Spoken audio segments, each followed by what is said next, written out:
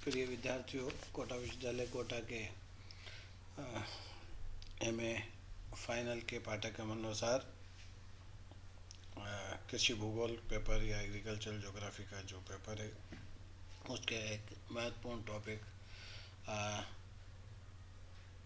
World agricultural regions या agricultural regions of the world या कृषि प्रदेश विटेल्सी के अनुसार जो विटेल्सी द्वारा दिए गए थे उन पर आज हम चर्चा करेंगे। कृषि प्रदेश कृषि भूगोल के अंदर एक अपना अलग महत्व रखते हैं। कृषि प्रणालियाँ या अर्थव्यवस्थाएँ जो हैं वो जलवायु, मृदा उच्चावच, भूस्वामित्व, जोत का आकार एवं अन्य तत्वों से नियंत्रित होती हैं। इन सभी कारकों के सम्मिलित स्वरूप से उत्पन्न प्रणाली या अर्थव्यवस्था का अध्ययन बहुत ही एक तरह से कहा जा सकता है जटिल कार्य है। कृषि प्रणाली या कृषि अर्थव्यवस्था का ज्ञान प्रभावी कारकों का विश्लेषण और संश्लेषण को प्रक्रिया द्वारा आगे बढ़ता है तथा इसमें अनेक प्रकार की कृषि को पहचानने में इससे सहयोग भी मिलता है। एक ही क्षेत्र में एक से अधिक कृषि प्रकारों के समावेश से क्षेत्रीय जटिलता का एक तरह से स्वरूप उभरता है। कृषि प्रकारों के इसी सम्मिलित रूप को वृहद क्षेत्र पर विस्तृत होने से प्रणाली का जन्म होता है। अतः कृषि की जो एक तरह से कह सकते हैं ये जो प्रणालियाँ हैं अनेक कृषि पद्धतियों या प्रकारों के कारण विकसित होती हैं। इस प्रकार कह सकते हैं हमें कि एक ही प्रणाली के अंतर्गत अनेक कृषि प्रकार हो सकते हैं और साथ ही वृहद कृषि प्रकार में बहुत सी प्रणालियाँ भी मिल सकती हैं। एक व्यवस्था के अनेक प्रकार हो सकते हैं, जैसे भूमध्य सागरीय कृषि व्यवस्था के अंतर्गत गर्मी की सिंचाई पर आधारित फसलों का उत्पादन, सर्दी की वर्षा पर आधारित फसलों उत्पादन आदि आदि हम कई पद्धतियां अपनाई जाती हैं।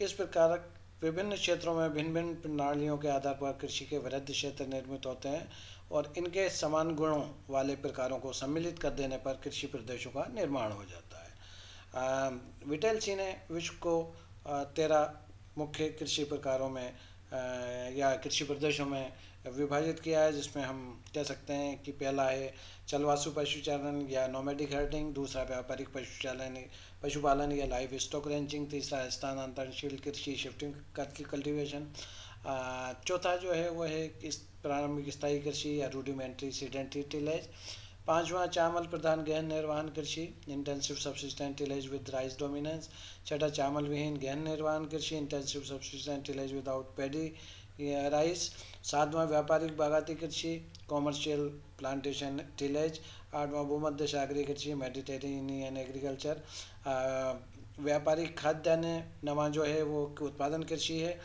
कॉमर्शियल ग्रेन फार्मिंग, और 10वां जो है वो है व्यापारिक शस्य एवं पशु उत्पादक कृषि, 11वां जीविकोपार्जन फसल एवं पशु उत्पादक कृषि या सब्सिस्टेंट लाइव स्टॉक फार्मिंग, 12वां व्यापारिक दुग्ध पशुपालन कृषि कॉमर्शियल डेयरी फार्मिंग, और 13वां है विशेषीकृत उद्यान कृषि या स्पेशलाइज्ड हॉर्टिकल्चर। अगर हम इनका विस्तार से बात करें तो पहला जो इन्होंने कृषि प्रदेश बताया चलवासी पशुचारण या नोमैडिक हर्डिंग, इसे घुमक्कड़ या खानाबदोश अर्थव्यवस्था भी कहते हैं। यह अर्थव्यवस्था उन क्षेत्रों में पाई जाती है जहां भौगोलिक दशाएं फसलों के लिए उपयुक्त नहीं है। पशुओं के चारे के लिए प्राकृतिक घास यहाँ पर उपलब्ध हो जाती है। इसके जो मुख्य क्षेत्र हैं उसमें शुष्क प्रदेश आते हैं।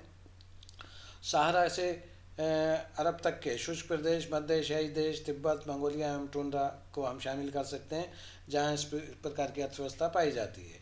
पशु ही जीवन निर्वहन के स्रोत हैं। पशुओं को एक स्थान से दूसरे स्थान पर ले जाकर चराना मुख्य व्यवसाय है। ये भेड़ों, ढोरों, बकरों, ऊँट, रेंडियरों पर आधारित है और यहाँ की भौगोलिक परिस्थितियों में भेड़ें बहुत ही उपयुक्त हैं, जिनसे ऊन, दूध, मांस तथा चमड़ा आदि सभी प्राप्त हो जाता है। अतः इस क्षेत्र के जो पशु हैं ये कह सकते हैं कि आर्थिक तंत्र की मुख्य धुरी हैं। स्थानांतरणशील इस जो ये अर्थव्यवस्था है इसका मुख्य अंग है।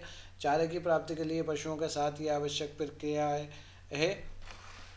एक स्थल पर ठहरने की अवधि प्राकृतिक चारे एवं जल द्वारा निर्धारित होती है।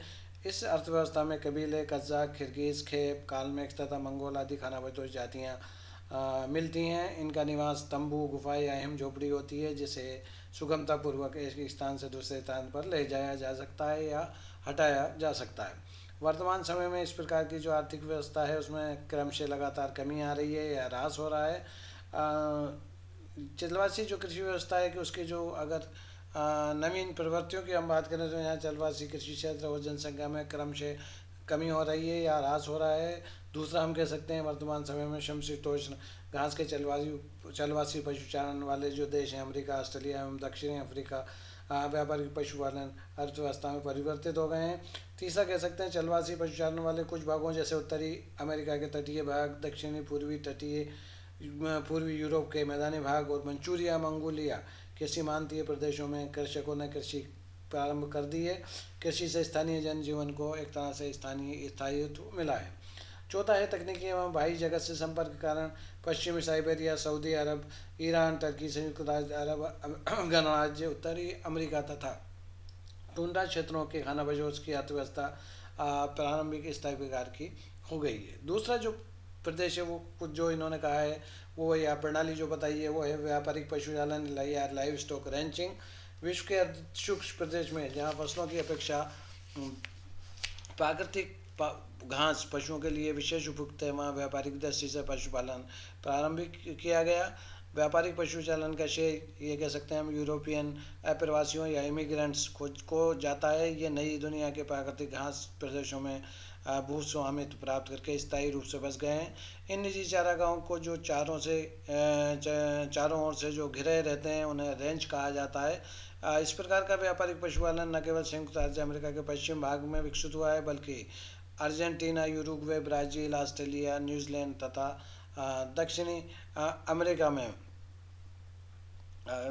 अफ्रीका में भी कृषि का महत्वपूर्ण अंग है। इस प्रकार भौगोलिक दृष्टि से व्यापारिक पशुपालन प्रदेशों को दो भागों में विभाजित किया जा सकता है, एक समशीतोष्ण घास क्षेत्र और दूसरा उष्ण समाना विस्तृत क्षेत्र। समशीतोष्ण घास क्षेत्र के अंतर्गत उत्तरी अमेरिका का मध्योत्तरी मैदान एवं पठार, दक्षिणी अमेरिका का दक्षिणी पूर्वी भाग, दक्षिणी मध्य ऑस्ट्रेलिया, न्यूजीलैंड का दक्षिणी पूर्वी भाग तथा दक्षिणी अफ्रीका के पठारी भाग को सम्मिलित किया जाता है। और दूसरा घास क्षेत्र उष्ण समाना का है जो अफ्रीका के 10 डिग्री से 20 डिग्री दक्षिण गोलार्ध में विस्तृत है। उत्तरी अमेरिका का जो व्यापारिक पशुपालन है उसके अंतर्गत पश्चिमी संयुक्त राज्य अमेरिका, कनाडा का प्रेरी प्रदेश तथा उत्तरी मैक्सिको प्रमुख हैं। संयुक्त राज्य अमेरिका में व्यापारिक पशुपालन के लिए भौगोलिक वातावरण की अनुकूलता है, तकनीकी विकास एवं स्थानीय वृहद बाजार के कारण मांस के व्यवसाय को विशेष महत्व प्राप्त है।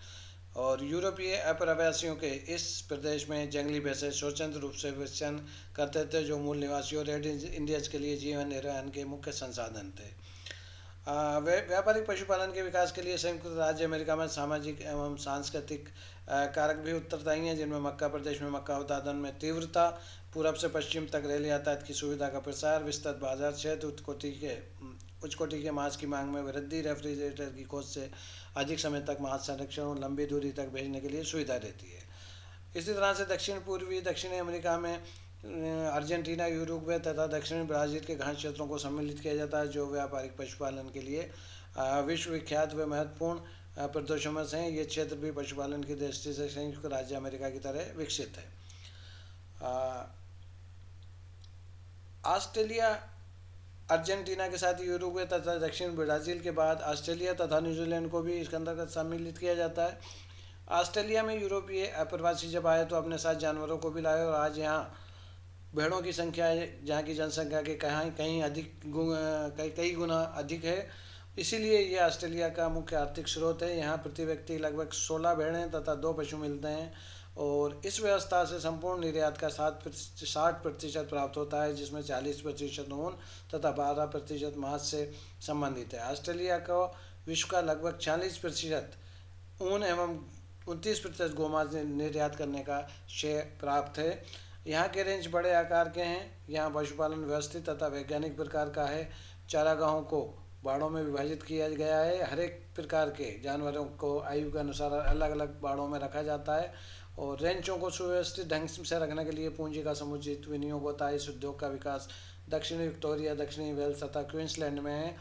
और न्यूजीलैंड विश्व का सबसे बड़ा मांस निर्यातक देश है।